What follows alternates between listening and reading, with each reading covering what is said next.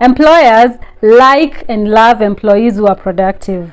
In fact, you become more useful to your employer if your productivity reflects on clients, on sales, and on income. But when you're talking about productivity, people usually focus on other skills like organization skills, time management, presentation, conviction powers. They usually leave the important aspect that fuels your body and fuels your brain so that you can be productive. So my name is Lilian Momina. I am a registered dietitian, and in today's video, we are going to talk about nutrition habits that promote productivity. On my number one list, we have rest, like going to sleep on time. Purposing to have 7 to 9 hours of sleep every other day is very important. People tend to take rest as a waste of time. Having enough rest is very important because it will allow your body and your brain cells to reset. Another thing, rest is very important in reducing and managing things like depression and anxiety that actually affect productivity negatively. The second one on my list is always having healthy breakfast. You see, things like intermittent fasting have become so common. It has become so fashionable that everyone is expected to do intermittent fasting.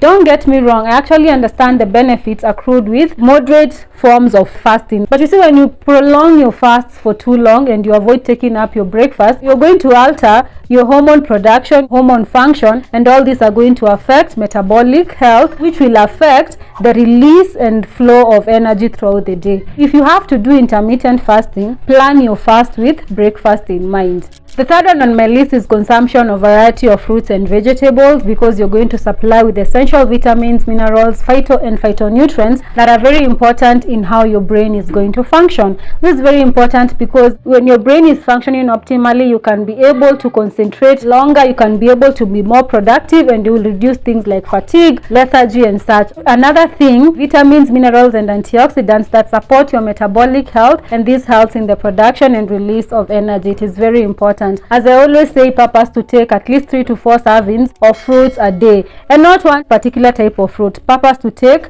3 different types of fruits every other day. The next thing that you're going to do is actually prioritize intake of quality protein, adequate intake of protein. People usually associate protein with tissue and muscle repair, but there's also the aspect of protein whereby it promotes the brain development, cognitive function, and definitely hormonal health. Adequate supply of protein is also important because it is going to supply you with essential and enough energy to help your brain concentrate for longer.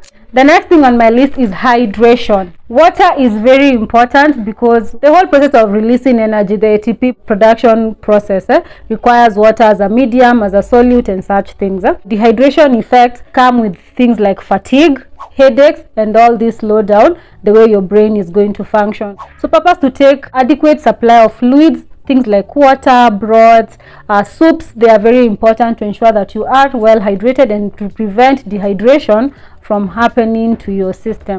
The next thing that you need to purpose to do is actually consumption of healthy fats, things like avocado, nuts, fish, omena, cheese, and such, because they supply with essential fatty acids like the omegas, the omega-3, which is very important for brain function, and also because fat releases and provide you with energy. Another thing that you need to do is actually limit synthetic sugars and caffeine. I understand the boost that instant coffee gives. It feels really good when you take a cup of coffee and you're feeling all energized and such, but research has it that overconsumption of caffeine has a negative impact on your energy levels. The next thing that you need to do is be a mindful eater. Practicing habits that promote digestion when you're having your meals, like taking your time to have your meal, enjoy your meals, chewing enough so that your body can prepare enough for digestion, so that you reduce the discomforts that come with indigestion and such. And also it's very important because with proper digestion, there's proper release of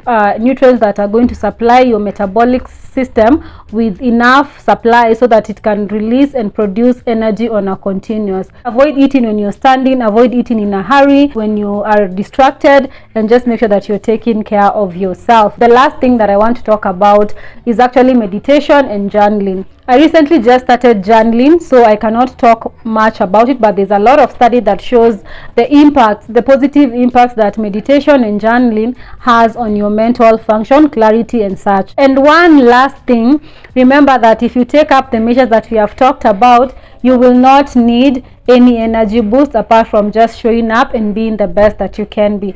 Let's support our brain with adequate nutrition. Let's support our energy reserves with adequate nutrition and take care of ourselves and be the best employees that we can be. I hope this video helped, and if it did, kindly give it a thumbs up and consider subscribing. Kindly watch these videos on healthy ways to get into healthy eatings without the crazy restrictions, and let's meet there. Until next time, bye.